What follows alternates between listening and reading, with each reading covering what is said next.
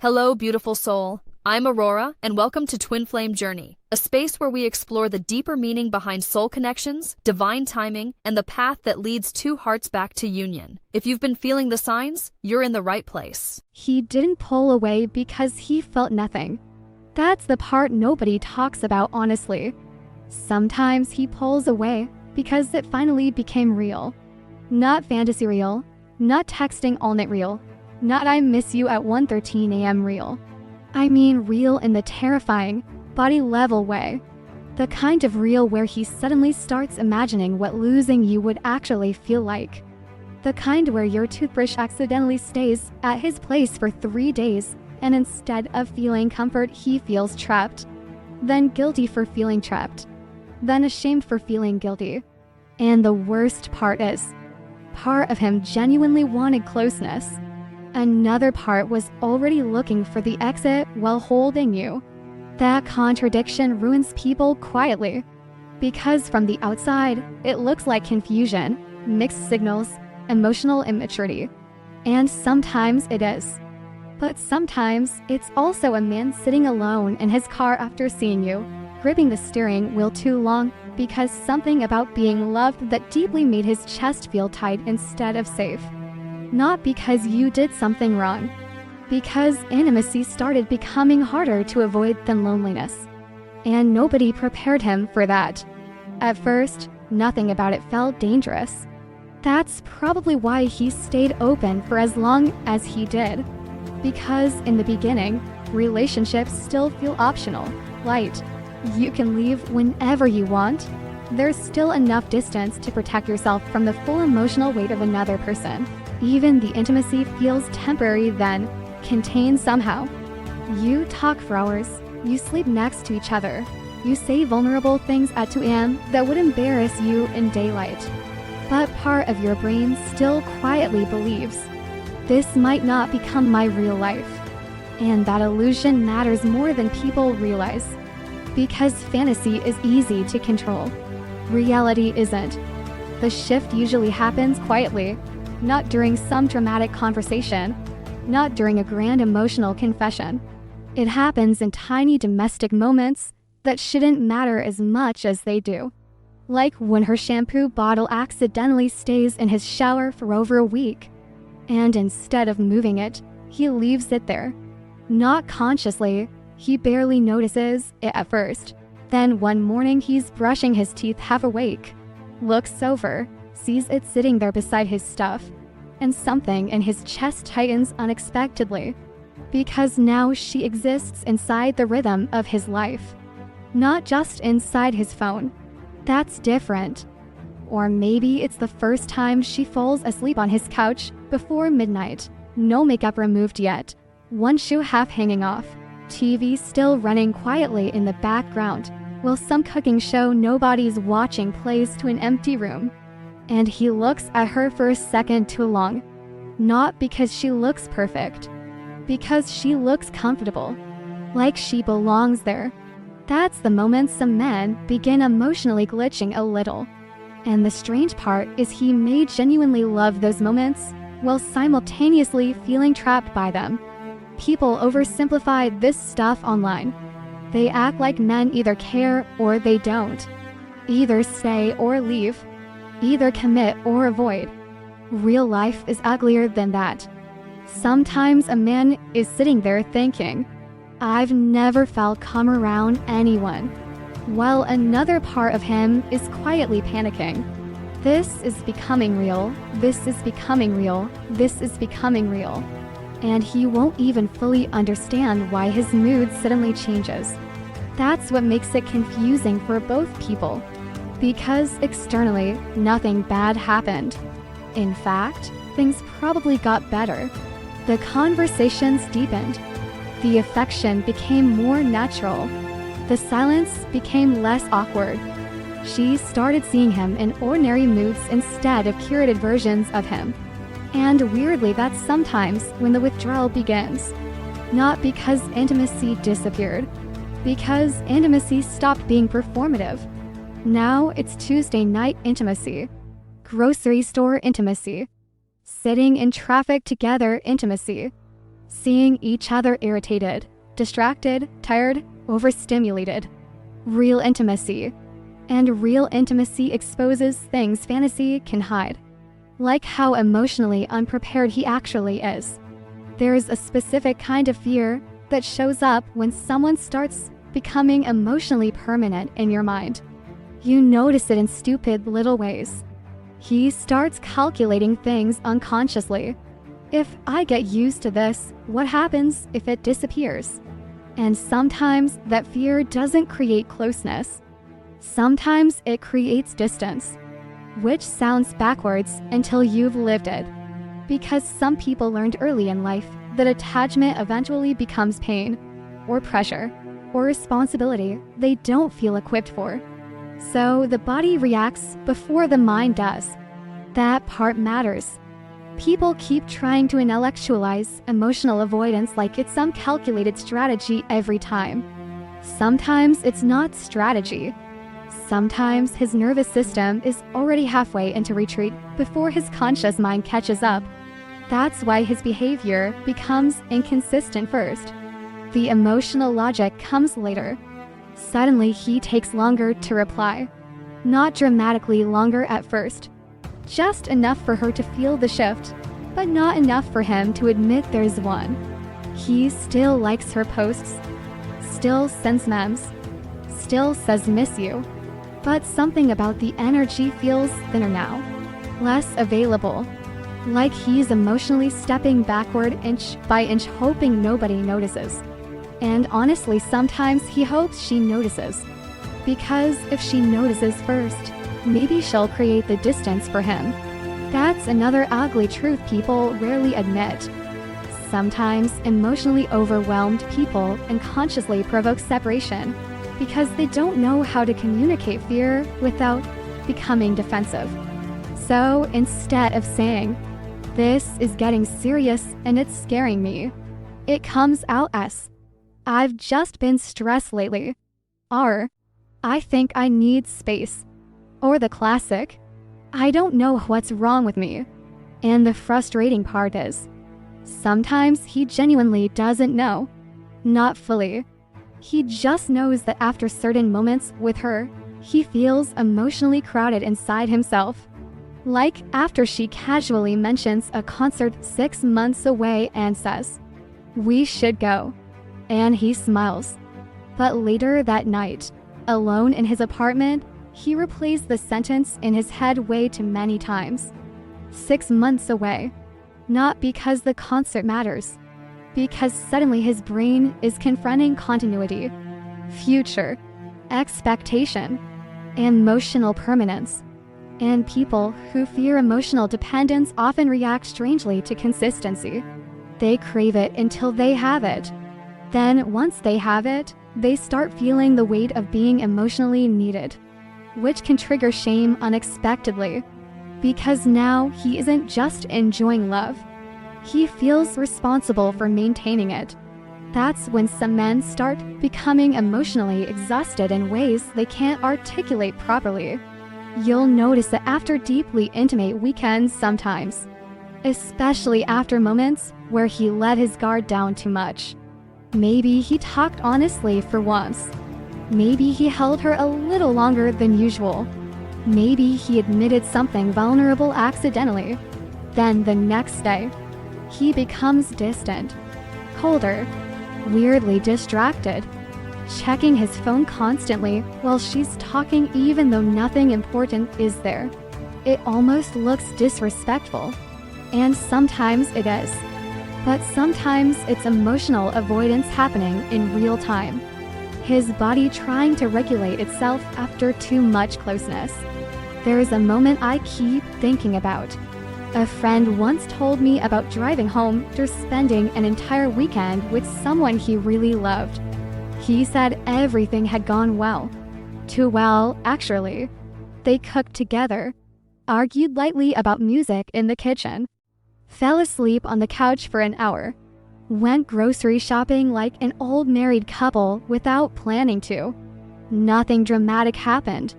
But on the drive home Sunday night, He turned the music off completely and just stared at the road, feeling this heavy pressure in his chest. Not sadness exactly. Not happiness either. Just emotional reality finally catching up to him. And his first instinct wasn't, "I want more." It was, "Oh shit."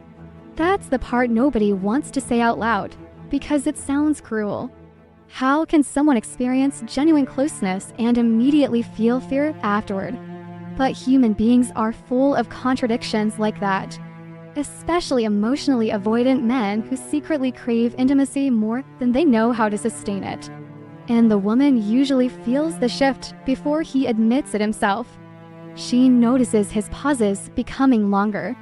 Not literal pausers. Emotional ones. The slight hesitation before affection. The delayed response. The distracted energy after vulnerable moments. Maybe she asks, "Are you okay?" And he says, "Yeah, I'm just tired." Partially true, but not the whole truth. Because what he's actually tired from is emotional exposure. Being emotionally known requires energy from people who spent most of their lives emotionally hiding. And sometimes he'll resent her a little for how safe she makes him feel. Which sounds horrible until you understand what safety does to someone who built their identity around emotional self-protection. Safety removes hiding places. Now she notices when his tone changes. She notices when he withdraws. She notices when he's pretending. And part of him loves being understood that deeply. Another part feels cornered by it. He said he wanted closeness. He did. Then why is he acting like this? Because now he has something he could actually lose. That changes people. Especially men who are more comfortable chasing connection than receiving it consistently. And sometimes, late at night, after ignoring her text too long for no good reason, he stares at the ceiling, already missing her, while actively creating distance from her at the exact same time. That's the contradiction. That's the thing people struggle to explain correctly. He pulls away right when it becomes real because reality activates stakes. Fantasy is emotionally safer.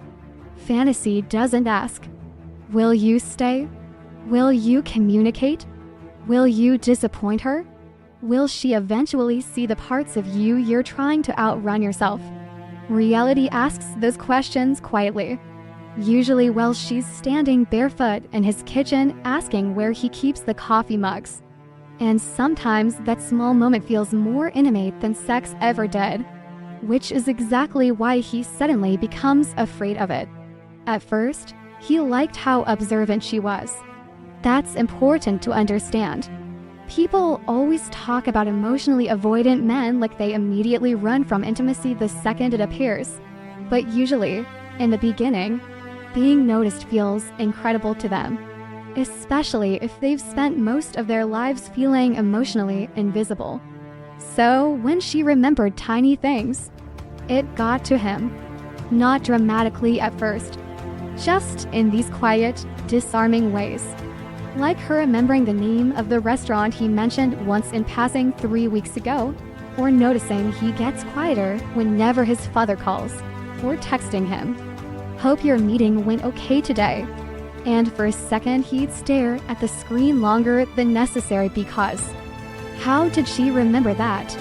Most people don't. Most people barely listen closely enough to remember your birthday, let alone the small emotional details hidden between sentences. But she did. And honestly, part of him melted because of it. That's the contradiction nobody explains properly. The same thing that comforts him also begins terrifying him later. Because being deeply seen feels very different from being casually liked. Casual attraction is manageable. You can perform through attraction, charm through attraction, control perception through attraction. But being seen consistently, that starts exposing things. Tiny inconsistencies, mood shifts, emotional habits, deflections. She starts noticing the versions of him he didn't mean to reveal. Like how his voice changes when he's overwhelmed, but pretending he isn't. Or how he suddenly becomes sarcastic when conversations get too emotionally direct.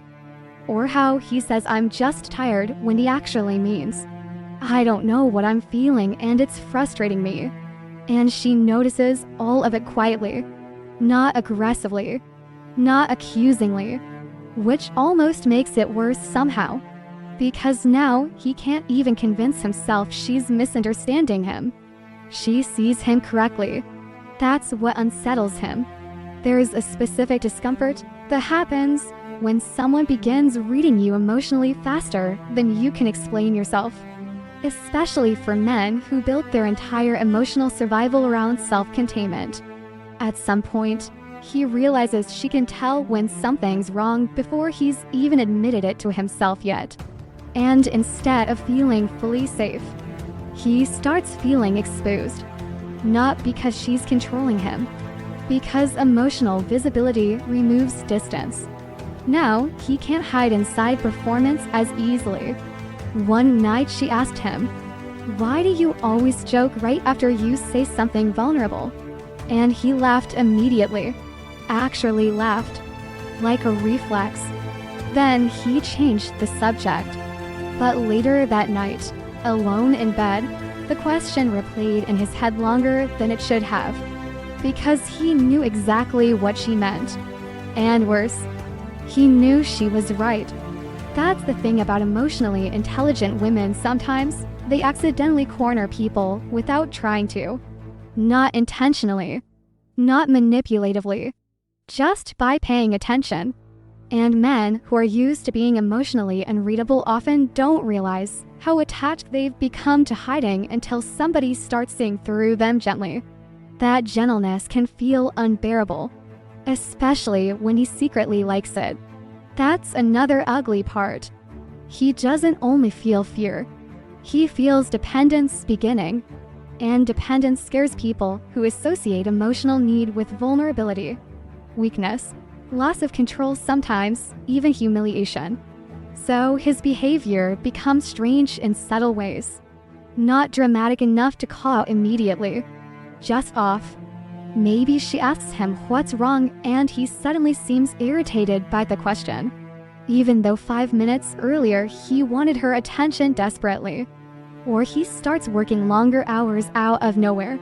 Staying busy. Needing distraction. Needing noise. Because silence around someone who sees you too clearly becomes emotionally loud. And she notices that too. Of course she does. That's the frustrating cycle. The more she notices, the more self-conscious he becomes. The more self-conscious he becomes, the more defensive he gets internally. Even while loving her. Especially while loving her. People really underestimate how emotionally disorienting it can feel when someone consistently witnesses your humanity without looking away. Not your polished self. Your actual self. The insecure self. The emotionally immature self. The jealous self. The shutdown self. The exhausted self. And sometimes what scares him isn't that she'll reject those parts. It's that she won't. That she'll stay soft with him anyway. That level of acceptance sounds beautiful in theory, until you're the one receiving it.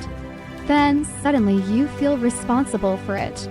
There's this moment I can't stop thinking about. A man sitting in the passenger seat while she drives at night, because he's too tired to drive himself. Nothing emotional is happening outwardly. Music low. Street lights passing across the windshield. She reaches over absent-mindedly and squeezes his hand at a red light without even looking at him. Normal moment. Tiny moment. But he feels this sudden ache in his chest because the gesture felt instinctive. Comfortable. Real. Like she already loved him in daily ways he wasn't prepared for.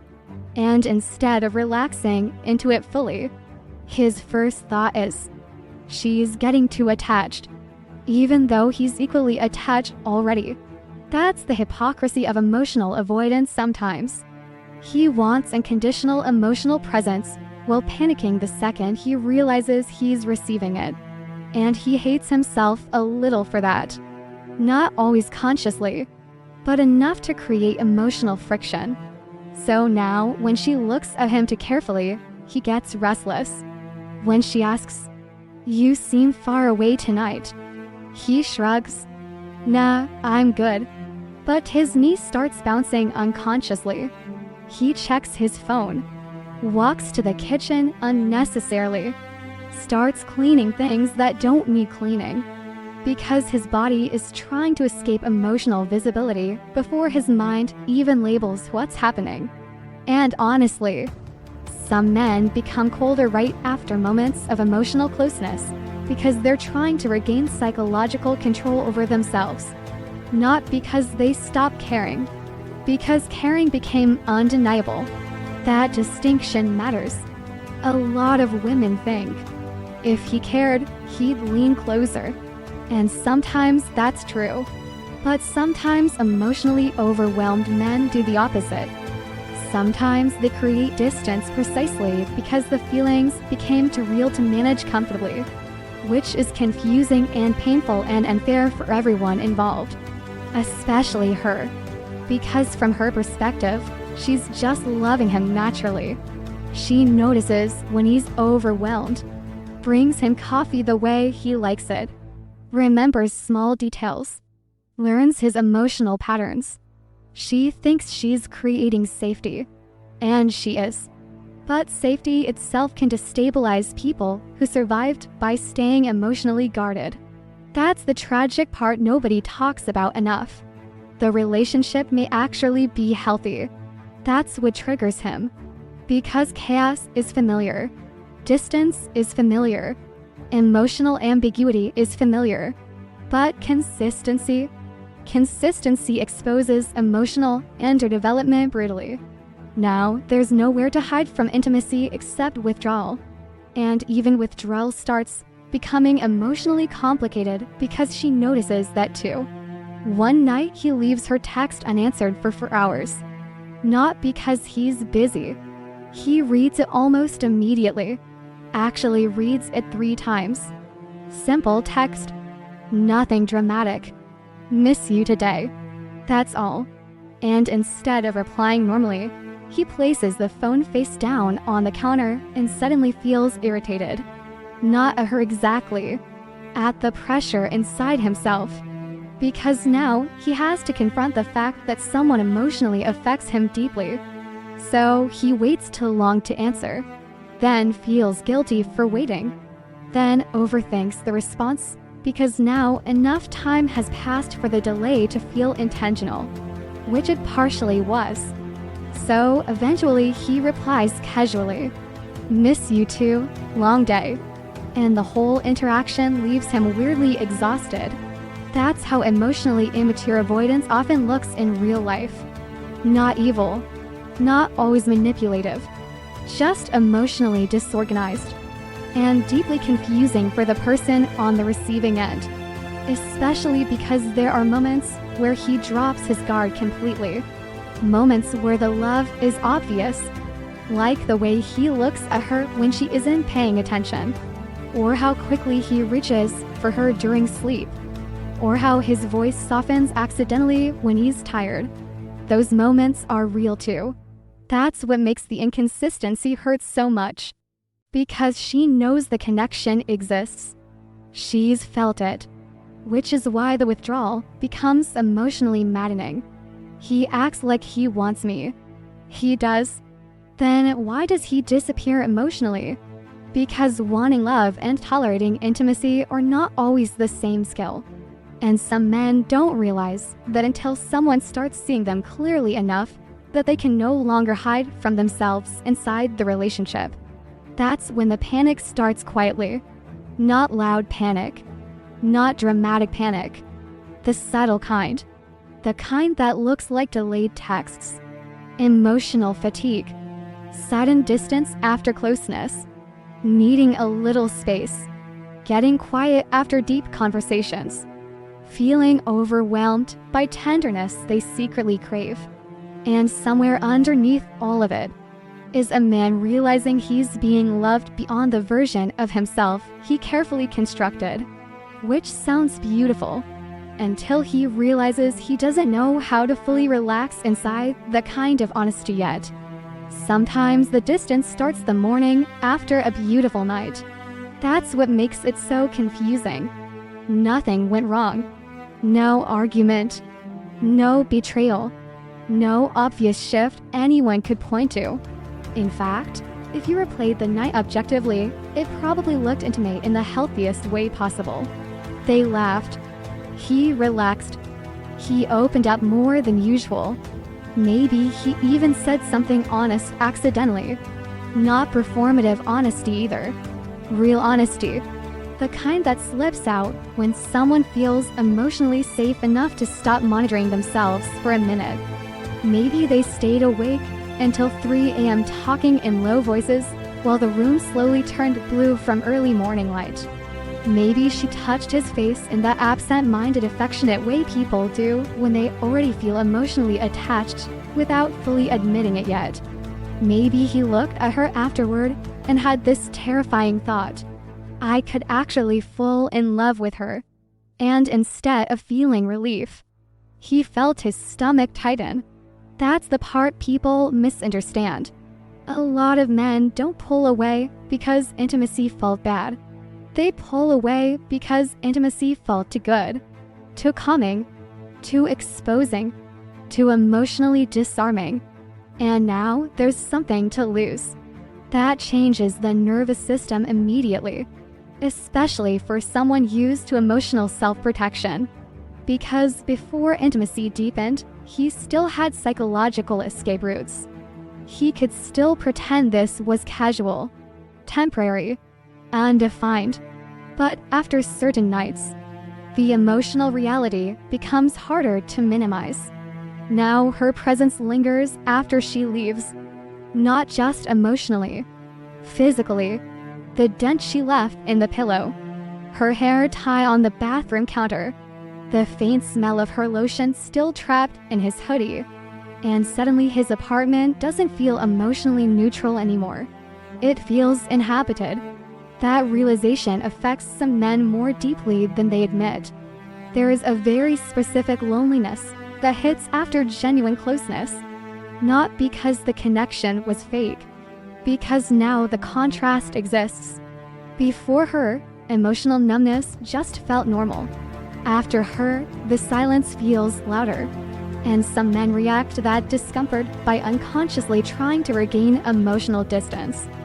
So the next morning, something subtle shifts. Maybe she's still curled against his chest half asleep while he's already awake staring at the ceiling. And externally, he looks calm. But internally, his thoughts are moving too fast. He starts thinking about things he wasn't thinking about 12 hours earlier. What are we becoming? Can I sustain this? What if she expects more now? What if I disappoint her? What if I lose myself in this? And underneath all those thoughts is another one he'd probably never admit out loud. What if she eventually sees how emotionally unprepared I actually am? That fear creates strange behavior, especially after vulnerability. 1 minute he's holding her carefully like she matters more than anything. The next minute he's emotionally unreachable over breakfast. Not intentionally cruel, just somewhere else mentally.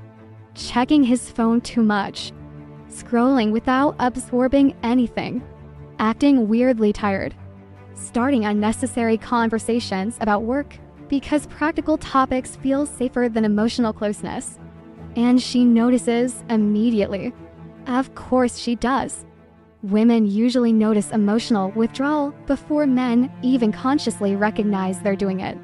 That's why these moments feel crazy-making sometimes.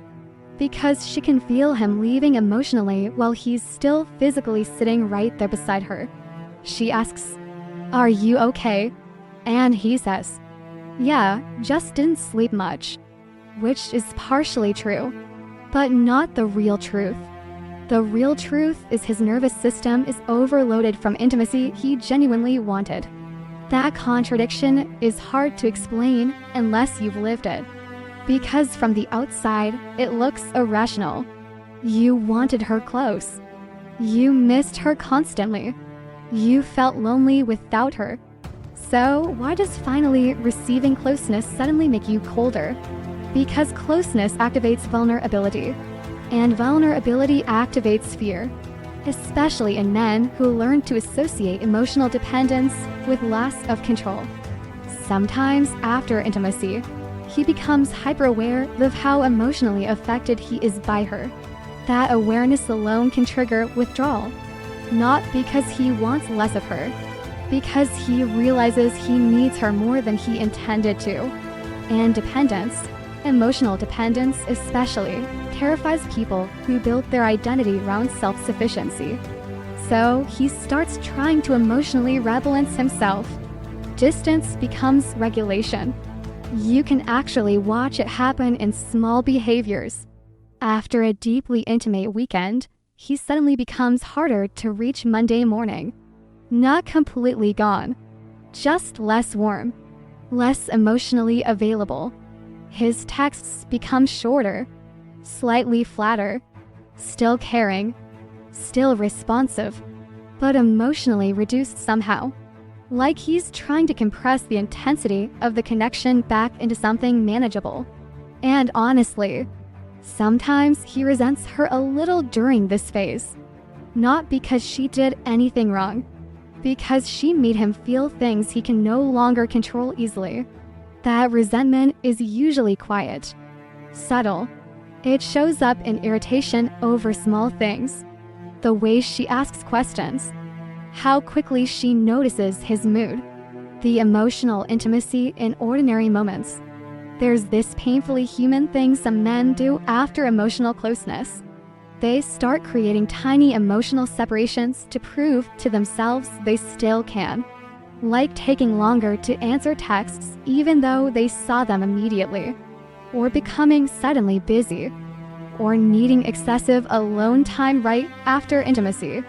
Not because they stop caring, because part of them is trying to reclaim emotional independence before the attachment deepens further. And the woman feels this shift instinctively. She starts overanalyzing tiny changes. His tone, the response times, the way he kissed her goodbye that morning, the fact that he used to send paragraphs and now sends, "Hope your day's going good." And the painful part is, she's not imagining it. Something did shift, but the shift isn't always loss of feeling. Sometimes it's the exact opposite. Sometimes intimacy pushed him into emotional territory he doesn't know how to navigate without retreating first. He acts different after we get close, because now it's real. But why would real feelings make someone pull away? Because real feelings create real risk. That's the part nobody romanticizes properly. Real intimacy is terrifying for emotionally avoidant people because now another human being has access to them emotionally. Now she can hurt him, leave him, disappoint him, matter too much. And some men would rather create distance first than sit inside the helplessness, honestly. There is a moment that keeps replaying in my mind. A man standing in his kitchen after she leaves. Coffee cup still in the sink. Music still playing softly from earlier. The apartment suddenly took quiet.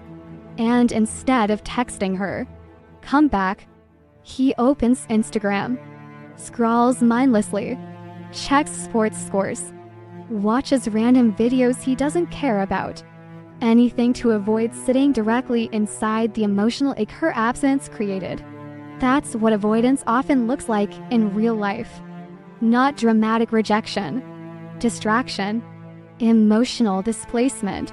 A person trying to regulate feelings they secretly don't know how to hold. And sometimes he genuinely hates how affected he is by her. Not her specifically, the dependency itself. Because now she can change his mood without trying. A delayed text affects him. Her tone affects him. Her absence affects him. And instead of surrendering to that vulnerability naturally, he starts resisting it internally, which creates emotional whiplash. One part of him wants deeper closeness. Another part wants escape. Both parts are real. That's why emotionally avoidant behavior can feel so contradictory. Because the love may be genuine while the capacity for intimacy remains underdeveloped. And after physical closeness especially, emotions become harder to compartmentalize. Sex exposes people emotionally in ways they don't always expect. Not just physically, energetically, psychologically, especially when emotional tenderness is involved. Maybe she touched him softly afterward and he suddenly felt this wave of sadness for reasons he couldn't explain.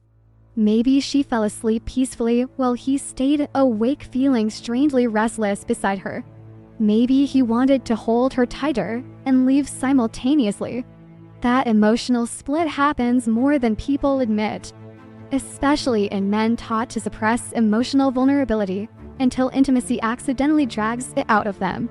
There's also shame involved sometimes. Shame round tenderness. Shame round emotional need. Shame round how badly he wants comfort while pretending he doesn't need anyone.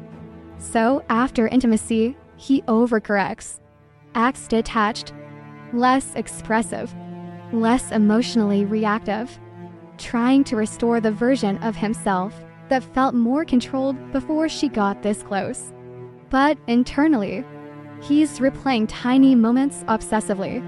The way she looked at him when he finally relaxed. The way her voice softened when he admitted something vulnerable. The silence afterward that somehow felt safer than talking.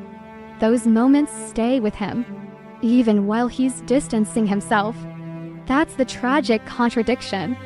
He withdraws while secretly becoming more emotionally attached. And because he doesn't fully understand his own reaction yet, he starts explaining it poorly. I just need some space. Maybe he believes that. Partially.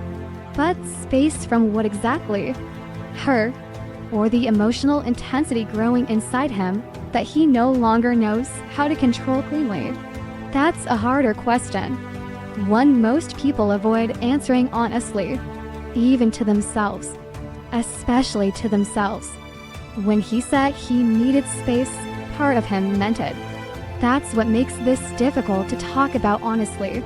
People want simple villains, simple motives, simple emotional equations. He pulled away because he didn't care. Sometimes that's true. But sometimes he cared so much that distance started feeling emotionally safer than closeness. And he didn't know how to explain that without sounding completely irrational. So instead he used vague language. I've just got a lot on my mind lately. I think I need some time to clear my head. I don't want to drag you into my stress. And maybe some of those things were technically true, but they weren't the whole truth. The whole truth was uglier and harder to say out loud, because what he really meant was something closer to. I don't know why being loved properly is making me feel trapped and terrified at the same time. But nobody says that, especially not men who pride themselves on being emotionally composed. So instead, he withdraws quietly. At first, it almost looks reasonable. A little less texting, a little more emotional distance, more time alone. Nothing dramatic enough to officially call a breakup, which is part of why it hurts so much. Because ambiguity creates obsession, especially for the person left trying to decode the shift. She starts rereading conversations, replaying his tone changes, analyzing response times, trying to locate the exact moment everything started feeling emotionally different. And meanwhile, he's doing something strangely similar. That's the irony. The silence hurts him too. He just experiences it differently, more privately, more indirectly. Men like this often don't sit dramatically crying over the relationship immediately. That comes later sometimes. At first, they distract themselves. Work, gym, video games, long drives, scrolling until 2 a.m., watching interviews they don't care about, cleaning the apartment for no reason. Anything repetitive enough to avoid sitting directly inside the emotional withdrawal they initiated themselves. But avoidance has this strange side effect. The more external silence he creates, the louder the relationship becomes internally. That's why he keeps checking her profile without interacting. That behavior is painfully common. He tells himself, "I just randomly thought of her." But it's never random. It's always emotional hunger disguised as casual curiosity. He opens her story, watches immediately, doesn't respond, reads old messages, doesn't text, types something, deletes it, puts the phone down, picks it back up 30 seconds later. There's a specific kind of loneliness attached to emotional avoidance because the person is simultaneously creating distance and suffering from it, which sounds self-inflicted because honestly, it partially is. That's another uncomfortable truth. Sometimes, emotionally avoidant people participate in their own heartbreak in slow motion, not because they want pain, because closeness activates fears they haven't learned how to manage without retreating. So now, he's sitting alone in the exact space he claimed to need, feeling restless instead of relieved. And that's the part nobody prepares him for, because he thought distance would create emotional clarity. Instead, it creates emotional echo. Now every small memory gets louder. The way she laughed when she was genuinely tired. The way she stole fries without asking. The little "you okay" texts he used to find overwhelming that suddenly feel comforting in retrospect. Memory becomes selective after separation, especially when the nervous system finally calms down enough to process what intimacy actually meant emotionally. That's why some men don't fully feel the loss immediately. Not because they never cared, because during closeness, their brain was too busy managing fear. Only after the silence arrives does the attachment become emotionally undeniable. And by then, things are already damaged. He said he needed space. Did he? Partially. And the rest. He was scared of how much the relationship was affecting him. That fear creates contradictions that confuse everyone involved. Like missing her intensely while ignoring her texts, or wanting her attention while resisting emotional conversations, or feeling jealous at the thought of losing her while actively pulling away from her. Human beings are not emotionally consistent creatures, especially wounded ones. There's this image that stays in my head. A man sitting in his parked car outside his apartment at night after work. Engine already off. Phone in his hand. Her name open in the message thread. He types, "Miss you." Deletes it. Types, "Hope you're okay." Deletes that too. Then locks the phone and leans his head back against the seat like he's exhausted from a conversation that never even happened. That's what emotional suppression feels like sometimes. Not strength. Fatigue. Internal congestion. Because avoiding vulnerability requires constant self-management. And eventually the silence he asked for starts feeling emotionally unnatural. Especially during ordinary moments. That's when the grief sneaks in. Not during dramatic scenes. During stupid little routines. Reaching for the phone automatically after seeing something funny. Hearing a song she liked in a grocery store. Waking up and instinctively checking for her message before remembering things are weird now. Those moments hit hard because they expose attachment beneath the avoidance. And men like this often experience a specific kind of emotional shame afterward. Because now they have to confront the fact that they created distance they secretly didn't fully want. That realization bruises the ego quietly, especially if she stops chasing. At first, part of him expects her to continue reaching. Not consciously, maybe, but emotionally. He expects the connection to remain available while he figures himself out. And when her energy changes, when she becomes quieter, less emotionally available, less reactive, something inside him panics. Not always visibly. Sometimes the panic looks incredibly subtle. Suddenly he's watching her stories faster, liking random posts again, finding excuses to text. Not direct vulnerability though. Usually indirect contact first. A meme, a casual check-in, some emotionally safe excuse to re-enter connection without fully admitting he misses her. Because direct honesty still feels too exposing. There's another thing people rarely admit. Sometimes space was never actually what he wanted. What he wanted was relief from emotional intensity. But those aren't the same thing. Because emotional intensity follows you internally. You can stop texting her, stop seeing her, stop hearing her voice, and still think about her constantly. That's the cruel part about emotional attachment. Physical distance doesn't automatically create emotional distance. Sometimes it amplifies awareness instead, especially after intimacy. And the body remembers intimacy in embarrassing ways. That's what nobody talks about enough. How physical memory lingers.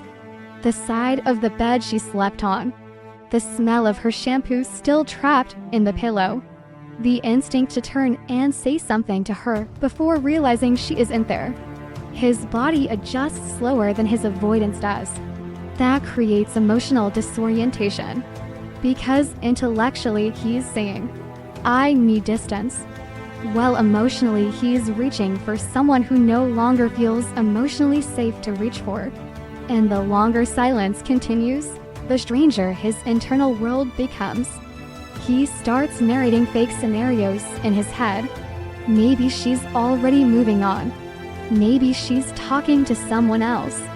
Maybe she's finally realizing he's emotionally inconsistent. That last thought hurts the most.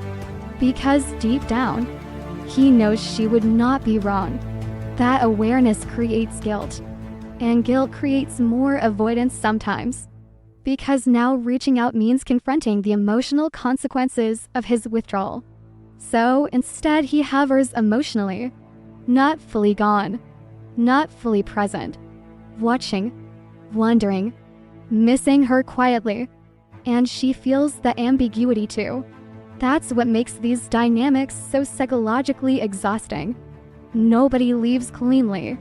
The attachment lingers in invisible ways. Through delayed texts, half-hearted conversations, social media silence that somehow says too much, mutual restraint that both people secretly hate. And somewhere underneath all of it, he's realizing space did not solve the deeper issue. Because the problem was never simply proximity. The problem was what intimacy activated inside him. Fear, dependence, emotional exposure. The terrifying realization that someone mattered enough to destabilize him emotionally. Distance can mute those feelings temporarily, but it rarely resolves them. Which is why the silence he asked for eventually starts feeling heavier than the closeness he ran from. And that's the contradiction sitting underneath so many emotionally unfinished relationships. He wanted relief, but what he created instead was absence. And those are not the same thing at all. At some point, relationships stop being about chemistry. That's when things get real. In the beginning, connection can survive almost entirely on emotion. Attraction fills in the gaps. Desire creates momentum. Even inconsistency feels exciting sometimes because uncertainty still exists. But eventually, intimacy starts asking for something less glamorous. Consistency, presence, emotional participation on ordinary days. And that's the stage where some men quietly begin unraveling.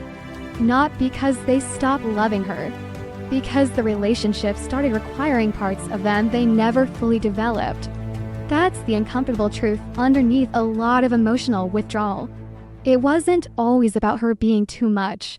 Sometimes it was about him realizing love was going to ask more from him emotionally than he knew how to sustain. Not perform for. Sustain.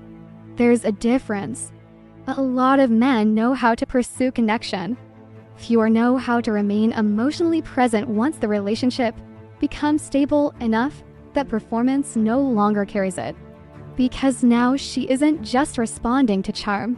She's responding to patterns, reliability, consistency, emotional honesty. And those things expose emotional weak spots quickly, especially in men who secretly carry shame around inadequacy. That shame hides everywhere, behind confidence, humor, work ethic, independence, even masculinity itself sometimes. Then suddenly someone loves them closely enough that the cracks become visible. And instead of feeling closer to her because of it, they start feeling afraid, not always of her leaving, sometimes of disappointing her. That fear changes behavior in subtle ways first. She asks for something emotionally reasonable, more communication, more clarity, more consistency. And even if he agrees outwardly, internally something tightens. Because now the relationship feels like responsibility, not obligation exactly. Just weight. Emotional weight. And if he already secretly doubts his ability to maintain healthy intimacy long-term, that weight can trigger avoidance almost immediately. There's this moment that happens in a lot of relationships. A woman asks a simple question. Nothing dramatic. Can you just let me know when you need space instead of disappearing? Reasonable request. Healthy request. But suddenly he feels cornered emotionally in a way he can't explain properly. Not because she's controlling him. Because now there's accountability attached to intimacy. Now his emotional behavior affects someone visibly. And emotionally immature men often experience accountability as pressure before they experience it as connection. So instead of leaning closer, he withdraws internally. Not because the request was unreasonable, because part of him immediately thinks, what if I can't do this right? That fear sits underneath more masculine withdrawal than people realize. Fear of failing emotionally, fear of not being enough consistently, fear of eventually becoming the man who disappoints someone who genuinely loved him. And instead of admitting those fears openly, many men cope through avoidance. Distance gives temporary relief from inadequacy. That's why some men become emotionally inconsistent precisely when the relationship starts becoming healthier. Chaos feels familiar. Emotional ambiguity feels familiar. But healthy intimacy requires sustained vulnerability.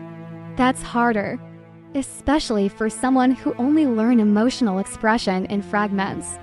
Maybe he grew up in a house where nobody talked about feelings directly. Maybe emotional needs were mocked. Maybe love existed, but emotional safety didn't. So now, as an adult, closeness activates pressure instead of calm after a certain point. Not immediately, only once emotional expectations become real. And the thing is, she often isn't asking for perfection. That's what makes it sad. She's asking for presence, honesty, consistency, basic emotional participation. But to someone emotionally underdeveloped, even healthy expectations can feel overwhelming. There is a specific kind of exhaustion some men feel when they realize they can no longer emotionally wing it inside the relationship. Now she notices patterns. She notices avoidance. She notices delayed communication. She notices when he emotionally disappears after intimacy. And instead of feeling understood, he starts feeling exposed again. That exposure creates shame. And shame makes people defensive. Not always outwardly. Sometimes internally. Quiet defensiveness. The kind that sounds like, "She deserves someone better at this," or "I'm just not good at relationships," or the classic, "I don't want to hurt her," which sounds noble on the surface. But sometimes underneath that statement is another truth. I'm already hurting her because I don't know how to stay emotionally present consistently. That realization is painful, especially when he genuinely loves her, because love and emotional capacity are not automatically the same thing. That's the part people struggle accepting. You can deeply care about someone and still lack the emotional maturity to sustain healthy closeness. And once he starts realizing that gap exists inside himself, avoidance intensifies. Not because he feels nothing, because he feels inadequate. There's this painfully human thing some men do during this phase. They start trying to earn emotional worth through productivity instead of vulnerability. Suddenly he's hyper-focused on work, money, goals, gym routines, fixing practical problems. Because practical competence feels safer than emotional intimacy. He can succeed there. There are rules there, measurements there, clear outcomes there. Relationships are messier. You can't spreadsheet emotional presence. So while she's asking, "Can you just talk to me honestly?" he's reorganizing his closet at midnight or answering emails that could have waited until morning. Not because he doesn't care, because emotional conversations make him feel helpless in ways productivity doesn't. And helplessness is deeply uncomfortable for many men, especially men raised to equate masculinity with control. That's why emotional avoidance often increases right when deeper emotional commitment is needed. The relationship stops being emotionally recreational. Now it's asking, can you communicate during conflict? Can you stay open when overwhelmed? Can you tolerate emotional dependence without panicking? Can you let someone matter without sabotaging the closeness? Those questions expose emotional limitations brutally. And sometimes he realizes the answer is, "I don't know." That uncertainty creates grief internally, even if he never says it out loud, because part of him wants to be capable of the relationship she's asking for. He just doesn't fully trust himself to sustain it. There is a moment I keep thinking about. A woman sitting beside him on the couch asking softly, "Why do you seem distant lately?" And he immediately says, "I'm fine." Too fast. Defensive already. Then silence. TV's still playing quietly in the background. Her waiting gently. Him staring forward, pretending to watch something neither of them are actually paying attention to anymore. And underneath that silence is panic. Not because he hates her, because he feels emotionally cornered by his own inability to explain himself clearly. So eventually he says something vague like, "I've just had a lot on my mind," which is true. But what's really on his mind is harder to admit. He's thinking, "I don't know if I know how to do this without eventually disappointing you." That fear creates distance slowly. And ironically, the distance itself becomes the very thing that damages the relationship. That's the tragedy of emotional avoidance. The behavior meant to prevent pain eventually creates it. And sometimes he knows that while he's doing it. That's what makes it even sadder. People imagine avoidant men as emotionally unaware robots. Some are, but others are painfully self-aware. Aware enough to know they're withdrawing. Aware enough to see her confusion. Aware enough to recognize the hurt in her eyes when he becomes emotionally unreachable again. And still unable to stop the pattern completely.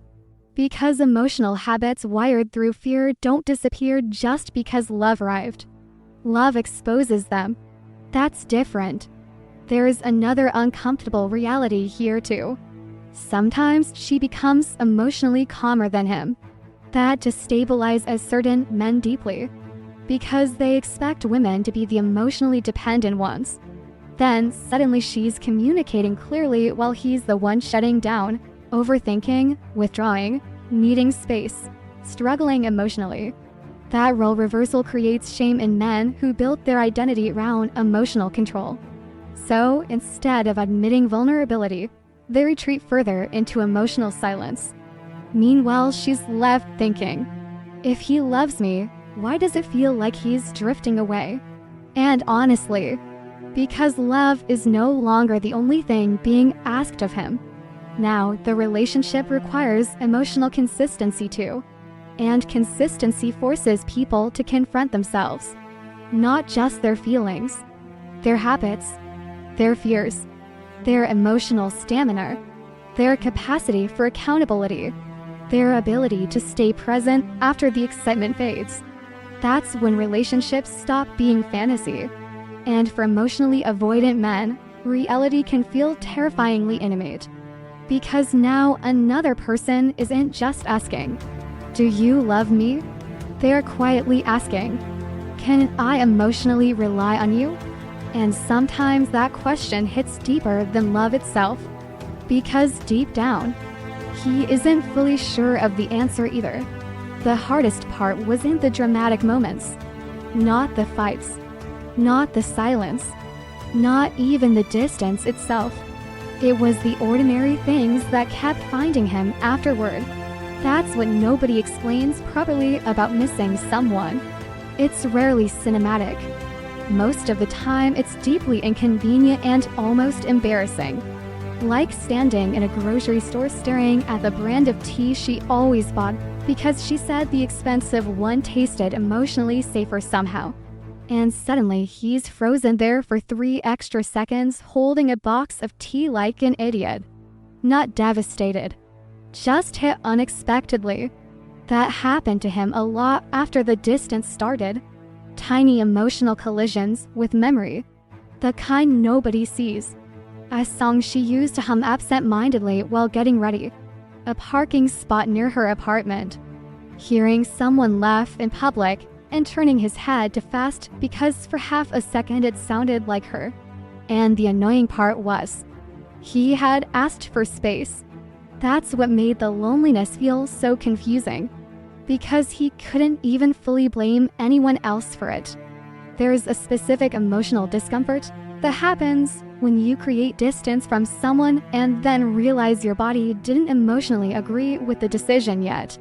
His habits still included her. That's what hurt. Not just emotionally.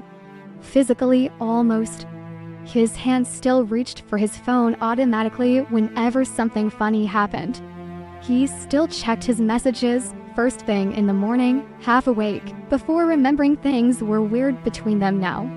And every time reality hit again, it came with this small internal drop in his chest. Tiny, quiet, constant. People think heartbreak is always loud. Sometimes it's repetitive. Sometimes it's just, oh right, we don't talk like that anymore. Over and over again. There were nights he genuinely convinced himself he was moving on. Then something stupid would happen. Like driving home too late with the windows down, hearing the exact kind of song she would have made fun of him for secretly liking. And suddenly the entire car feels emotionally crowded with memory. He'd grip the steering wheel tighter for no reason. Replay old conversations unconsciously. Sometimes even speak out loud to nobody. She would have hated this song. Then silence. Then the realization that he still talks to her in his head. That part unsettled him. Because emotionally avoidant men often expect distance to erase intensity quickly. When it doesn't, they become confused by the depth of their own attachment. Especially because the missing usually arrives indirectly first. Not us. I'm heartbroken. More like, why does everything keep reminding me of her? Or, why do I still check my phone hoping it's her? Or the worst one, why does relief feel lonely now? Because part of him really had felt relieved initially. Relieved to escape the pressure. Relieved to regain emotional control. relieved to stop feeling overwhelmed all the time. But relief is not the same thing as peace. That distinction hits later, usually during quiet moments, like eating dinner alone after weeks of emotional chaos and realizing nobody's asking how his day went anymore. And suddenly the silence he fought for starts feeling emotionally sterile. That's the contradiction. He wanted less emotional intensity, not less her. But emotionally avoidant people often confuse those things until it's too late. There is a painfully human detail nobody talks about enough. How people continue interacting with someone privately after emotionally pulling away publicly. Not literally talking. Mentally, internally. He still narrated parts of his day to her in his head. Still imagined what she'd say about things. Still instinctively looked for things she'd like. One night, he saw a hoodie in a store window in her favorite color and almost took a picture before catching himself halfway through and locking his phone. That realization sat heavy for the rest of the evening, because now he had to confront how emotionally present she still was inside him despite all the distance he created externally. And pride complicated everything. That's another ugly layer. Sometimes he wanted to text her so badly it physically irritated him. But then another voice would appear immediately. You already pulled away. You'll look stupid now. What if she's angry? What if she's fine without you? That last one hurt the most. Because by this point he had started noticing subtle changes in her too. She seemed calmer, less reactive, less emotionally available. Not cold exactly, just less reachable. And instead of making him feel safer, it made him panic quietly. Because now the connection no longer felt guaranteed. Now her absence had shape. Wait, reality. There's this image that stays with me.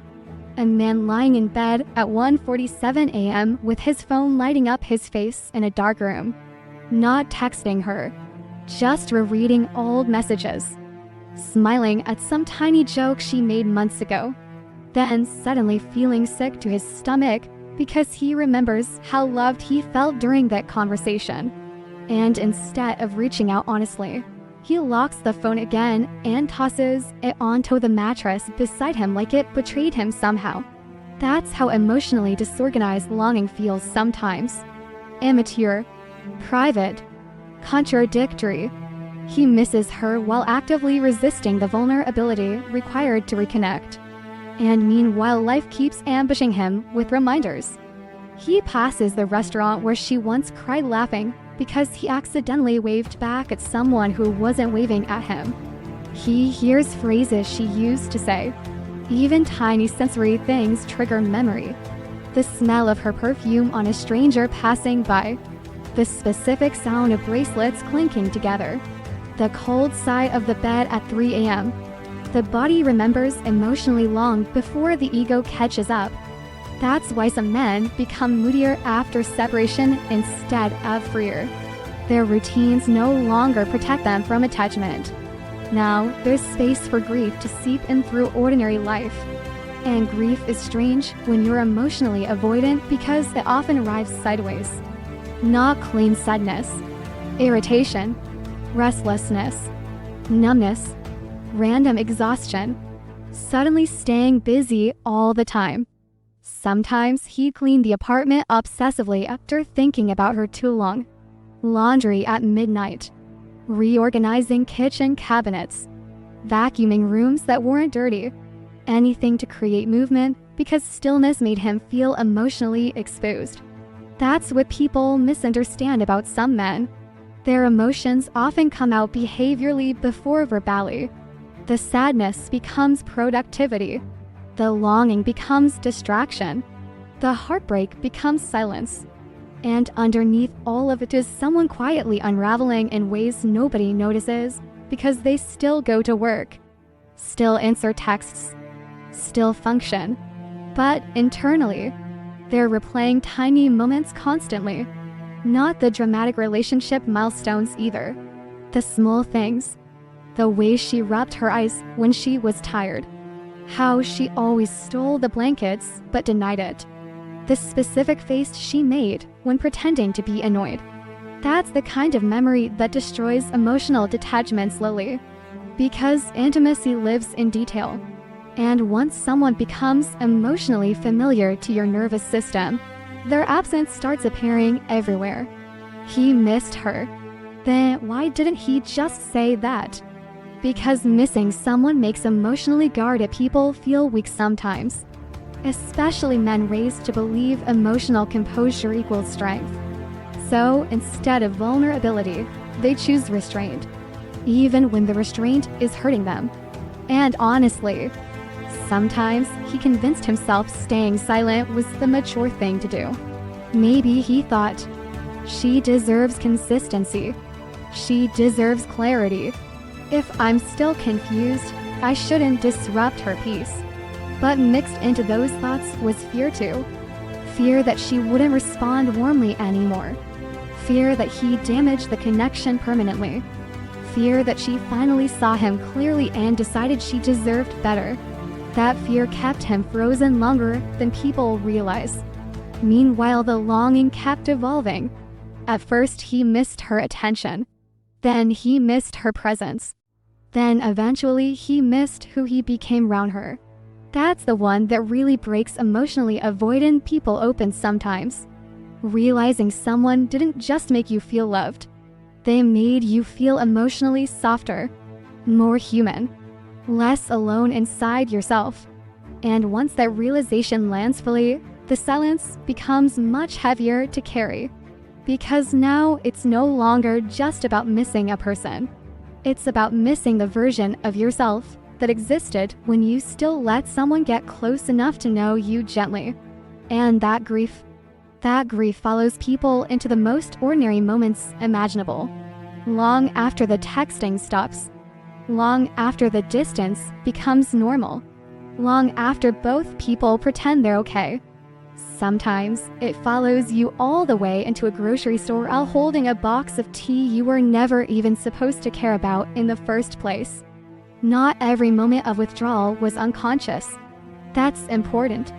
Because if we're honest about relationships, really honest, then we have to admit something uncomfortable. Sometimes he knew exactly what he was doing. Not always. Not every delayed text. Not every moment of distance. Not every emotional shutdown. Some of it genuinely came from confusion, overwhelm, fear, emotional disorganization. But not all of it. Sometimes he was aware that he was pulling away, aware that she was anxious, aware that his inconsistency was hurting her, and he still didn't fully stop. That truth is difficult to sit with because people want emotional pain to come from ignorance.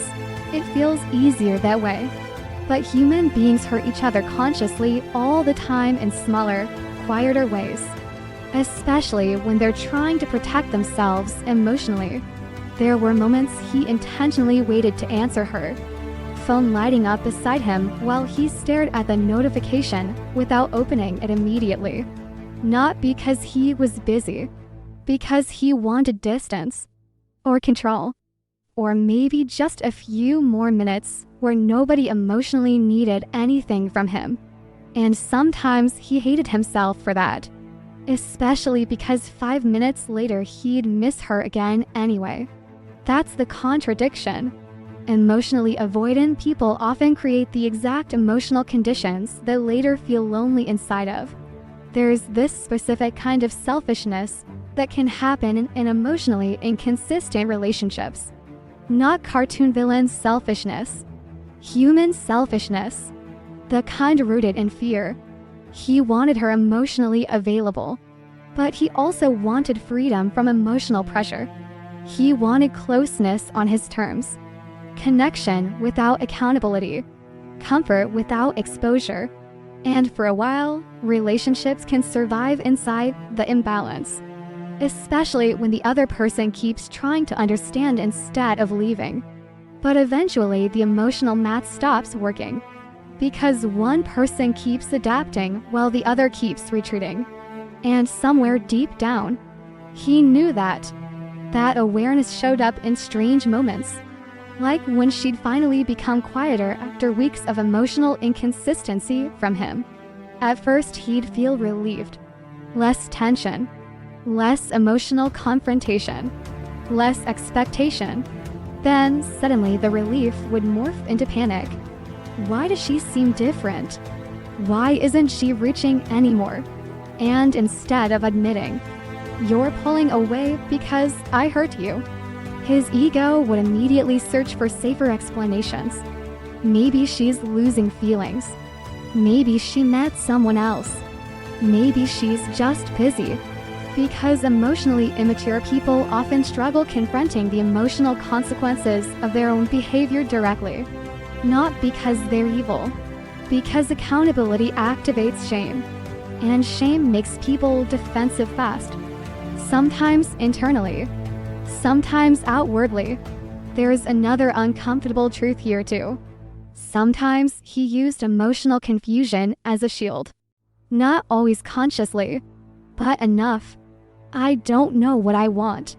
That sentence can be honest, but sometimes it also protects someone from making difficult emotional decisions responsibly. Because as long as he remains confused, he avoids full accountability for the damage inconsistency creates.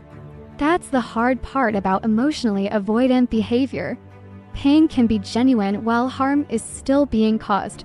Both things can exist at the same time. A man can be overwhelmed, emotionally wounded, afraid of intimacy, and still behave unfairly. People struggle holding those truths together. They want one clean narrative. Victim or villain, good or bad, loving or manipulative. But real relationships are usually messier than that. Sometimes he genuinely adored her, and sometimes he enjoyed how much she cared about him without fully offering emotional safety back. That imbalance fed his ego more than he wanted to admit, especially during moments where he felt emotionally insecure himself.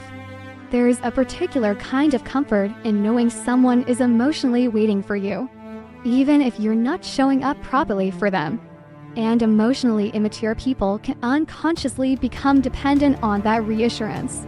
Not because they want to hurt someone, because being emotionally desired temporarily soothes deeper insecurities.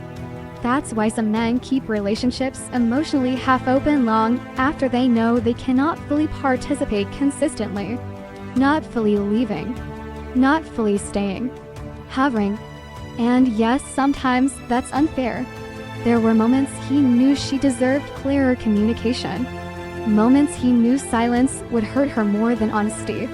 But honesty would require vulnerability, consequences, discomfort, possibly losing her. So instead, he delayed difficult conversations, put them off, softened them, avoided them entirely. That's not emotional confusion anymore. That's avoidance becoming behavior. There's a scene that feels painfully real to me. A woman sitting across from him asking quietly, "Do you still want this?" And instead of answering directly, he exhales slowly and rubs his hands together first. Stalling, buying time, because the real answer is complicated. Yes, no, I don't know. I'm scared. I miss who I am with you. I can't sustain this version of intimacy consistently. I don't want to lose you. I also want to run. All those answers exist simultaneously. But instead of saying any of them honestly, he says, "I've just been dealing with a lot mentally," which isn't false. But it isn't complete either. Incomplete honesty still creates emotional confusion. And deep down he knows that. That's why guilt starts accumulating quietly inside emotionally avoidant men over time. Not just sadness, guilt, because eventually he notices the changes in her. The emotional exhaustion, the overthinking, the way she starts bracing herself emotionally before conversations now. And sometimes he sees all of that clearly while still feeling unable to stop this cycle. That's the part people don't understand unless they've been emotionally immature themselves at some point. Self-awareness does not automatically create emotional capability.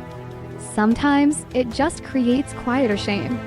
He notices himself becoming colder after intimacy. He notices himself delaying responses intentionally. He notices how quickly he withdraws once emotional expectations appear.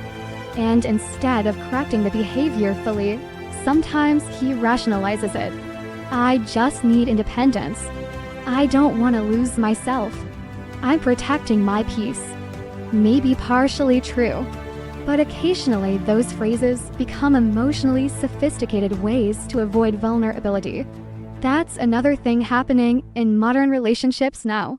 People learning therapeutic language before learning emotional responsibility. So avoidance gets dressed up as self-protection. And because part of him genuinely is overwhelmed, he believes his own explanations sometimes. That's what makes this complicated. Manipulation is not always calculated. Sometimes people emotionally manipulate while sincerely believing they're just trying their best. And maybe they are trying, but trying without accountability still hurts people. There is a difference between emotional struggle and emotional irresponsibility. And sometimes he crossed that line. Like when he knew she needed reassurance and withheld it because vulnerability made him uncomfortable. Or when he sensed she was pulling away emotionally and suddenly became more attentive again. Not because he suddenly healed, because losing access to her emotionally scared him. That push-pull dynamic exhausts relationships slowly, especially when one person keeps hoping consistency will eventually emerge naturally. Sometimes he even confused longing with love. That's another ugly truth. Missing someone is not the same thing as showing up properly for them. You can ache for someone deeply and still lack the emotional maturity to care for the relationship well. And emotionally avoidant people often mistake internal intensity for relational effort. I think about her constantly. Okay, but did you communicate? Did you reassure her? Did you stop disappearing emotionally? Did you take accountability consistently? Internal feelings alone do not sustain intimacy. Behavior does.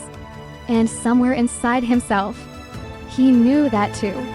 That awareness creates moments of brutal self-recognition, usually late at night, usually alone.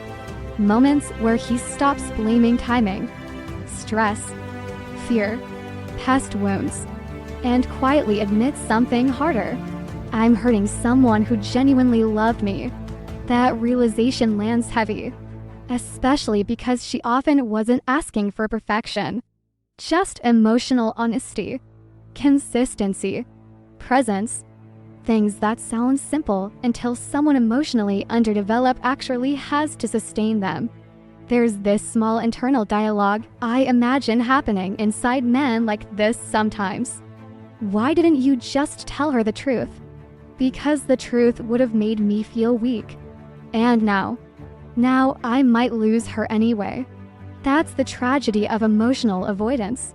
The protection strategy eventually creates the exact abandonment it feared from the beginning. And sometimes he watches it happening in real time while still struggling to choose differently. Not because he feels nothing, because emotional maturity requires tolerating discomfort instead of escaping it. And for a long time, escape felt more familiar than intimacy ever did. The cruel thing about emotional avoidance is that realization often arrives late. Not fake realization, real realization. The kind that sneaks up quietly after enough distance exists for the nervous system to finally stop defending itself long enough to feel what was actually there. That's why some men don't fully understand the depth of their feelings during the relationship itself. During the relationship, they're too busy managing discomfort, managing vulnerability, managing closeness, managing fear, managing expectation, managing the terrifying awareness that another person suddenly matters too much. But once the relationship starts emotionally slipping away, the defenses calm down just enough for grief to finally enter clearly. And by then, the dynamic has already changed. That timing destroys people quietly, because now he sees things differently. Not philosophically, practically, painfully. He notices she doesn't text the same anymore. The warmth is still there maybe, but thinner now. More careful.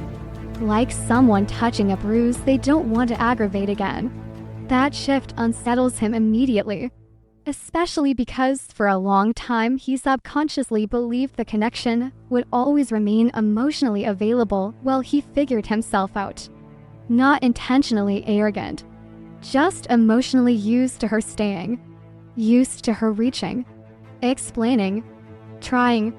Then one day she stops over-explaining her feelings, stops asking for reassurance, stops reacting the same way, and instead of relief, he feels panic, because now the emotional gravity of the situation becomes undeniable. This isn't just space anymore. This is loss beginning to form. That realization hits avoidant people strangely. Not all at once. In waves. There's usually a specific moment where it finally lands emotionally. Not during a breakup conversation necessarily. Sometimes during something stupidly ordinary. Like seeing her post a picture and realizing he doesn't automatically know how her day went anymore. Or hearing she went somewhere important without telling him first. That loss of emotional access cuts deeper than people admit. Especially because he once had it so naturally he barely noticed its value. That's another tragic human habit. People often recognize emotional safety most clearly after consistency disappears. And now, every interaction feels different. More formal somehow. Even kindness feels different. She still responds politely maybe. Still cares in some quiet way. But the emotional openness has changed shape. There's restraint now. Boundaries. Fatigue. And emotionally avoidant men often don't fully process how much damage inconsistency caused until they experience the emotional consequences directly. He thought he had more time. Yeah, but why? Because she stayed longer than he expected. That's the sentence sitting underneath so many unfinished relationships. She stayed through confusion, through inconsistency, through emotional withdrawal, through mixed signals. So, somewhere inside himself, he unconsciously assumed she always would, until suddenly, she didn't. Or maybe she still loved him.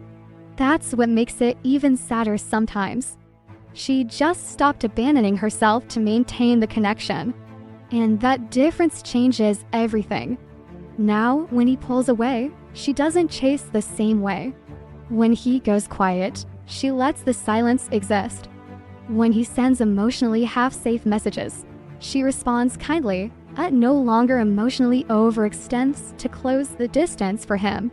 That shift destabilizes him deeply because now he has to confront something he avoided for a long time. The relationship was never surviving on feelings alone. It survived partly because she kept emotionally carrying parts of the connection he avoided carrying himself. Once she stops doing that, the emotional imbalance becomes visible immediately. And suddenly he starts feeling things much more clearly. Not because the love appeared overnight, because the emotional buffering disappeared. Now he feels absence directly. There's a scene I can't stop thinking about. A man sitting on his bed rereading a conversation from months ago. Back when she was still emotionally open. Back when her messages were longer, warmer, playful. And he notices how many opportunities he had to be honest that he avoided. How many moments she reached emotionally while he gave partial versions of himself back. Not maliciously, fearfully, but the results still mattered. And now, the realization feels unbearable because hindsight creates emotional clarity that fear blocked in real time. That's why regret often arrives delayed for emotionally avoidant people. During intimacy, their nervous system prioritizes protection. After distance, their mind finally has space to process attachment. And attachment processed too late becomes grief. Not just missing her, grieving his own behavior too. Grieving how emotionally unavailable he became when things mattered most. Grieving the version of the relationship that might have existed if he had known how to stay emotionally present instead of retreating every time vulnerability deepened. That grief is complicated because it includes self-awareness now. Now he notices things he previously minimized. Like how often she tried to communicate gently before finally becoming emotionally exhausted. How many times she asked, "Can you just talk to me honestly?" And how often he answered with vagueness instead of truth. Not because he intended cruelty, because honesty felt exposing. But delayed honesty eventually becomes loss anyway. That realization humbles people painfully, especially men who believed emotional restraint was protecting them. Now he sees the irony. The very behaviors meant to preserve emotional control slowly destroyed emotional intimacy instead. And meanwhile, she's changing. That part hurts too. He notices it in tiny ways first. Her energy feels calmer, more grounded, less emotionally tangled around him. At first, he mistakes this for indifference. That thought scares him immediately. Then another realization comes. No, she's just tired. Emotionally tired. And there's guilt attached to recognizing that.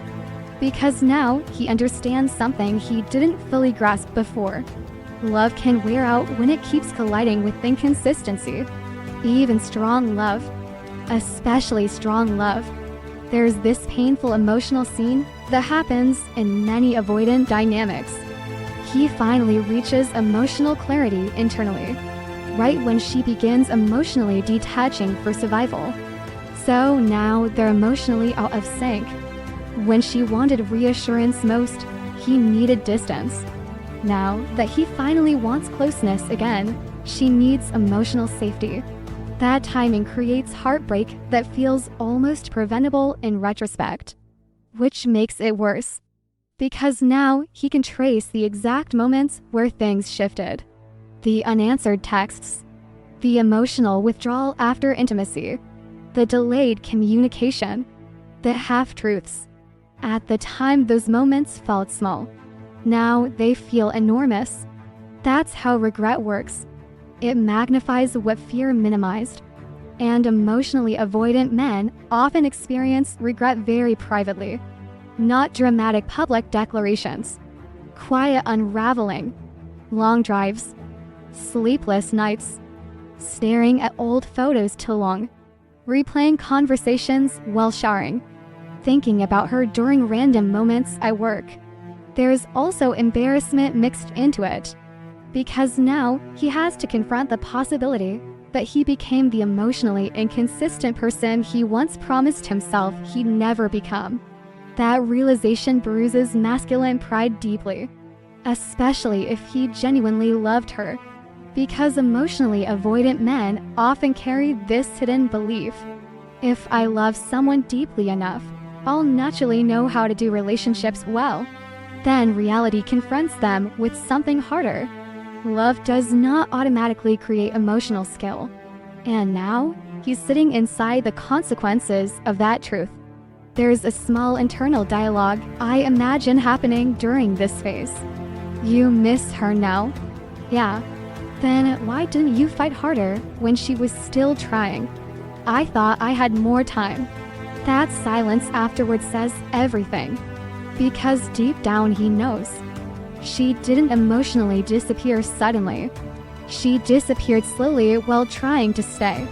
And that realization creates a very specific kind of regret. Not just grief over losing her. Grief over not recognizing the emotional importance of the relationship clearly enough while he still had full access to it.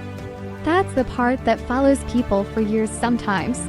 Not simply, I lost someone, but I understood too late. And late understanding is one of the heaviest emotional experiences a person can carry, especially when the relationship didn't end because love was absent.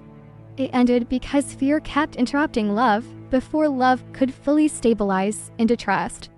Now he sees her differently too, not as emotionally demanding, not as too much, not as pressure. Now he sees someone who was trying to build emotional closeness with a man who kept flinching every time intimacy became real. That awareness hurts, because now there's no clean villain story left to hide inside. Just two people, one trying to get closer, one trying not to drown in closeness. And by the time he finally understands the difference, she's already learning how to survive without reaching for him anymore. I think that's the part people struggle to accept the most. That someone can love you and still not know how to stay close to you properly. Because we want love to automatically produce emotional maturity. We want feelings to translate cleanly into consistency, communication, reassurance, presence. But human beings are messier than that. Especially people who learned early that needing someone feels dangerous. Some men grow up believing independence is survival, not philosophically, physically almost, emotionally. You can see it in the way they react to vulnerability even as adults. They want intimacy desperately right up until they actually have it. Then, suddenly their body starts acting like closeness is a threat instead of comfort. Not because the relationship is unhealthy, because dependence itself activates fear, and fear changes behavior before it changes thoughts. That's why from the outside, emotionally avoidant men often look contradictory in ways that drive people insane. He misses her deeply, then disappears emotionally. He wants reassurance, then pulls away when he receives too much closeness. He craves connection, then suddenly feels trapped by consistency. It looks manipulative sometimes. Sometimes it is. But other times, it's someone fighting emotional reflexes they don't fully understand yet. And unfortunately, the other person still gets hurt either way. That's the hard truth sitting underneath all of this. Good intentions do not prevent emotional damage. Love alone does not prevent emotional damage. You can genuinely care about someone while still creating confusion, instability, inconsistency. That contradiction exists in real relationships constantly. There's this image I keep thinking about. A man sitting beside a woman he genuinely loves while feeling emotionally restless for reasons he cannot fully explain. She's talking softly about something ordinary. Maybe work, maybe her sister, maybe a random memory from childhood. And while she's speaking, part of him feels comforted by her presence. Another part feels this strange internal pressure building. Not because she's doing anything wrong, because intimacy requires sustained openness now, and sustained openness feels unfamiliar. So instead of relaxing deeper into connection, his mind starts searching for emotional exits automatically.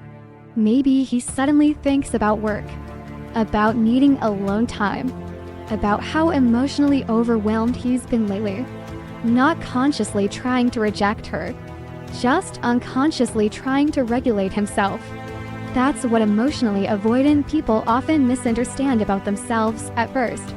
They think they're escaping the relationship, but sometimes they're actually trying to escape the vulnerability the relationship activates inside them. Those are different things, and until someone understands the difference, they keep sabotaging closeness while insisting they just need space. There's another uncomfortable reality too. Some men genuinely never learn what emotionally safe love feels like. Not fully. Maybe affection existed in childhood. Maybe provision existed. Maybe loyalty existed, but emotional openness, emotional reassurance, consistent vulnerability, not always. So now, as adults, healthy intimacy can feel strangely destabilizing. Not because chaos is preferred logically, because chaos is familiar neurologically. Distance feels familiar. Emotional self-containment feels familiar. Handling things alone feels familiar. But mutual emotional dependence, that feels unpredictable. And unpredictable things trigger control behaviors. That's why some men become emotionally colder precisely when the relationship becomes safer. Because safety removes the emotional armor they built their identity around. Now she sees him when he's anxious, when he's emotionally immature, when he's insecure, when he doesn't know what to say. And even if she accepts him gently, he still struggles accepting himself inside that level of emotional exposure. That's why he keeps fluctuating between closeness and withdrawal. Not because the feelings aren't real, because the feelings are becoming impossible to compartmentalize anymore. And compartmentalization was how he survived emotionally for years. There's this small scene that feels painfully familiar. A woman asleep beside him, her hand resting lightly against his chest. The room quiet except for the sound of the fan turning slowly overhead. And instead of sleeping peacefully, he's awake staring into the dark, feeling emotionally trapped by how much he cares. That word sounds harsh. Trapped. But emotionally avoidant people often experience deep attachment as loss of control before they experience it as safety. That doesn't excuse the behavior, but it explains some of the internal conflict. Because part of him genuinely wants to stay there forever. Another part wants to get in his car and drive for an hour just to breathe alone again. Both feelings exist simultaneously. That contradiction creates shame, especially in men who think love is supposed to feel emotionally simple once it's real. But real intimacy isn't simple. It activates every unhealed instinct around abandonment, dependence, rejection, inadequacy, emotional safety. And people who spent years surviving through emotional distance do not suddenly become comfortable with closeness just because they found someone special. Sometimes finding someone special makes the fear worse. Because now the stakes feel real. Now losing someone would actually hurt. That awareness changes everything. He loved her. Then why did he keep pulling away? Because loving someone and knowing how to receive love are different skills. That sentence ruins people quietly, especially women who kept trying to love someone more gently, more patiently, more consistently, hoping it would finally make him feel safe enough to stay emotionally present. But emotional safety cannot fully heal someone who still believes vulnerability itself is dangerous. That healing has to become internally chosen eventually. Otherwise, the relationship becomes emotionally exhausting for both people. Because she keeps trying to get closer while he keeps trying not to drown in closeness. And neither person is fully wrong. That's the heartbreaking part. There's no clean villain here sometimes. Just emotional incompatibility mixed with genuine love. And honestly, that's harder to grieve than relationships where nobody cared deeply. Because here, the connection was real. The tenderness was real. The attachment was real. The longing was real. Even the fear was real. Especially the fear. There were moments he absolutely knew he was sabotaging intimacy. Moments he recognized himself becoming colder after closeness. More distant after vulnerability. More avoidant when emotional expectations appeared. And sometimes he'd internally beg himself to act differently. Just answer the text. Just reassure her. Just say what you actually feel. And instead he'd freeze emotionally again. Or delay. Or withdraw. Or convince himself he'd talk later. That internal paralysis frustrates emotionally avoidant men too. People assume avoidance feels powerful. A lot of the time it feels pathetic, lonely, immature, like watching yourself damage something meaningful while struggling to overwrite emotional reflexes that feel wired into your nervous system. And eventually the relationship starts carrying accumulated emotional bruises. Now she hesitates before opening up fully. Now she overthinks his silence automatically. Now she braces emotionally for withdrawal after intimacy. He notices these changes too. That's what hurts. Because now he sees the emotional cost of his inconsistency reflected back through her behavior. And deep down, he never actually wanted to become someone who made her feel emotionally unsafe. That realization creates grief beyond just losing the relationship. Now he's grieving the version of himself he failed to become inside it. The emotionally available version. The grounded version. The consistent version. Sometimes he catches glimpses of that version briefly, during vulnerable conversations, during quiet nights together, during moments where he finally lets himself soften completely. But sustaining that openness, that's where the fear re-enters.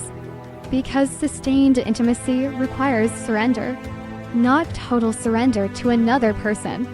Surrender to emotional honesty, to dependence, to uncertainty, to the reality that love removes some of your emotional control.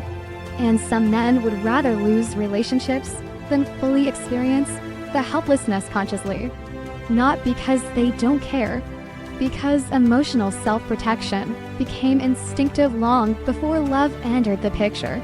That's why relationships like this often feel emotionally unfinished even when they end. Because both people can sense the love was real. The problem wasn't absence of feeling.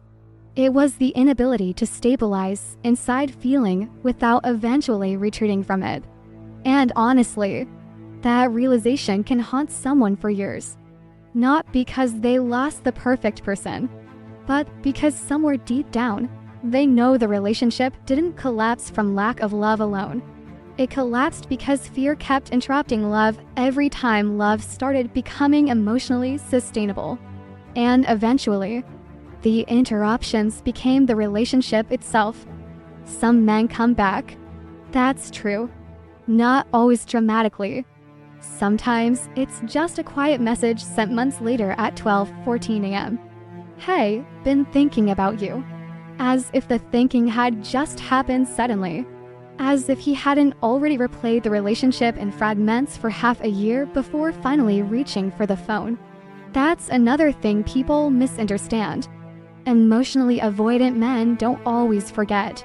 Sometimes they remember too much. They just remember privately, slowly, in pieces. As song, as smell, a random Tuesday night. The exact way she looked at him once when he accidentally told the truth about himself for 2 seconds and immediately got uncomfortable afterward. Memory lingers in embarrassing ways like that, especially when the relationship ended emotionally unfinished. And relationships like this almost always feel unfinished. Not because nobody loved each other, because love kept colliding with fear before it could fully settle into stability. So even after separation, the emotional tension stays alive internally.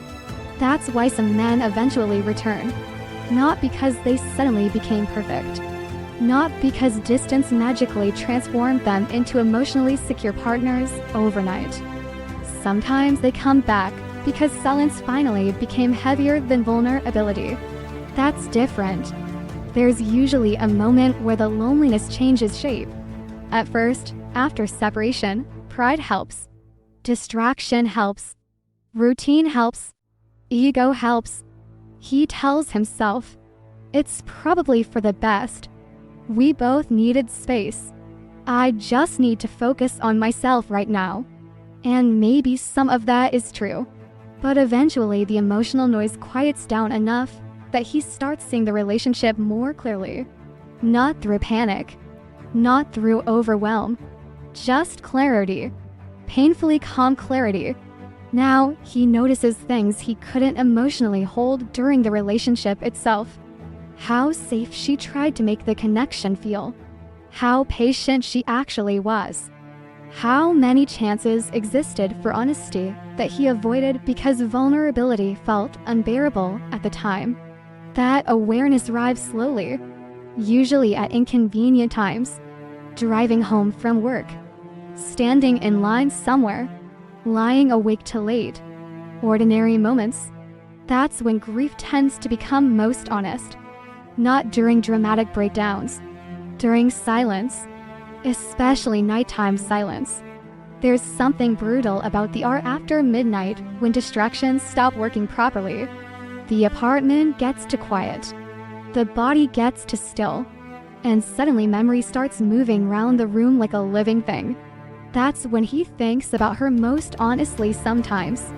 Not just her physically. Her presence. The way she softened the atmosphere around him. The way she asked if he got home safe. The way she noticed when he emotionally disappeared before he even admitted it to himself. And eventually another realization appears underneath all the missing. She loved me more consistently than I knew how to receive. That thought humbles people deeply, especially men who spent most of the relationship trying to maintain emotional control. Because now there's no control left, only reflection. And reflection is brutal once the defenses calm down. Some men reach out at this point. Some don't. Both choices carry pain. That's important too. People romanticize returning like it automatically resolves everything. It doesn't. Sometimes reaching out comes with shame attached. What do you even say after emotionally confusing someone you genuinely loved? How do you explain? I cared deeply, I was just emotionally overwhelmed by how real it became. That explanation sounds weak even when it's true. So some men avoid reaching out because they don't know how to explain themselves without sounding emotionally immature. Which honestly, they partially were. That's another uncomfortable layer here. Love does not erase emotional immaturity. You can genuinely love someone and still fail them relationally. A lot of people spend years trying not to admit that because it complicates the narrative too much. But it's true. And emotionally avoidant men eventually have to confront the truth privately. Usually long after the relationship already changed permanently. There's this image that stays in my head. A man sitting alone on the edge of his bed late at night, phone in his hand, rereading an old conversation. Not the dramatic conversations, the normal ones. Her sending him pictures of random grocery store snacks. Her asking, "Did you eat yet?" Her making stupid jokes when he was stressed. Tiny, ordinary intimacy. That's what breaks people open afterward. Not the big romantic moments. The quiet consistency. Because eventually he realizes those small moments were the relationship. Not just chemistry. Not just attraction. Daily care. And he had treated the care like something endlessly renewable. Until it wasn't. He wants to text her. Then why doesn't he? Because he doesn't know if he still deserves access to her emotionally. That realization sits underneath a lot of silence. Especially when he knows she finally started healing. You can feel when someone emotionally changes. Even through a screen. Her energy becomes different. Less waiting. Less emotionally available. Less centered around him. And strangely enough, that often makes him feel the loss more intensely. Not because he wants her unhappy. Because now he realizes she was not emotionally guaranteed. She was choosing him repeatedly. And eventually she got tired. That truth hurts in a very adult way. Not dramatic heartbreak. Consequences. There's also another reality nobody talks about enough. Sometimes he genuinely changes afterward. Not instantly. Not magically. But painfully. Because losing someone due to your own emotional limitations versus self-confrontation eventually. Now, he notices his patterns in future relationships too. The withdrawal after intimacy, the fear after closeness, the emotional shutdown when consistency is required. And maybe for the first time, he stops blaming timing entirely. Maybe he starts realizing, no, intimacy itself scares me. That awareness can change people slowly. But unfortunately, awareness often arrives after damage already exists. That's the tragedy running through relationships like this. Growth frequently happens after loss, not before it. And meanwhile, she changes too. That part matters. Because while he was slowly processing the relationship internally, she was surviving it emotionally in real time. She was teaching herself not to override silence anymore, not to beg for emotional consistency, not to confuse potential with stability. And eventually she becomes quieter emotionally, not bitter necessarily, just wiser in a tired kind of way.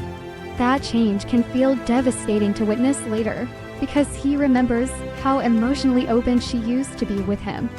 How soft, how hopeful, how willing to reach. Now there's distance in her too. Not punishment, protection.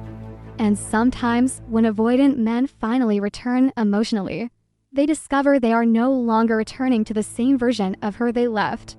That realization creates another layer of grief. Because now the relationship exists partly in memory. And memory edits things strangely. Some nights he remembers her laugh so vividly it physically hurts.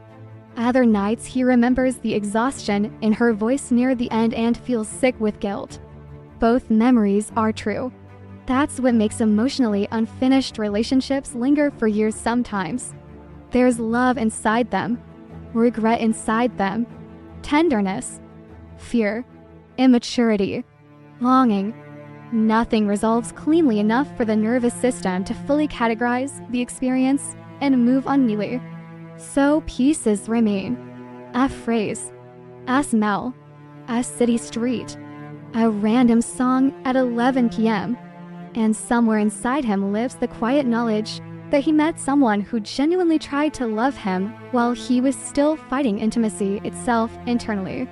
That awareness changes people, even if nobody ever reunites. And honestly, sometimes they shouldn't reunite. That's another difficult truth. Missing someone does not automatically mean the relationship would become healthy if restarted. Longing alone does not create emotional readiness. People can love each other deeply and still lack the emotional tools to sustain peace together. That's painful, but human. So yes, some men return, some don't. Some stare at old messages for years and never send a single honest text. Some send the text too late. Some genuinely grow. Some repeat the same patterns with different people because fear still runs the relationship from underneath. Human beings are unfinished creatures, especially emotionally wounded ones. But regardless of the outcome, the connection still mattered. That's the final thing I think people need to hear. Just because someone failed to stay properly does not automatically mean the feelings were fake. Sometimes the tragedy is precisely that the feelings were real. Real enough to scare him. Real enough to destabilize him. Real enough to follow him long after the silence settled between them. And somewhere tonight, probably while pretending to focus on something else entirely, he's still replaying one tiny moment that didn't seem important at the time. Her standing barefoot in the kitchen, half asleep, smiling at him while asking if he wanted coffee too. Nothing dramatic, but somehow, that's the memory that stayed. Thank you for spending this moment with me. If this message resonated with your soul, remember to subscribe and continue this journey with us here on Twin Flame Journey. And always remember, what is meant for your soul will always find its way back to you. Until next time, beautiful soul, trust the journey.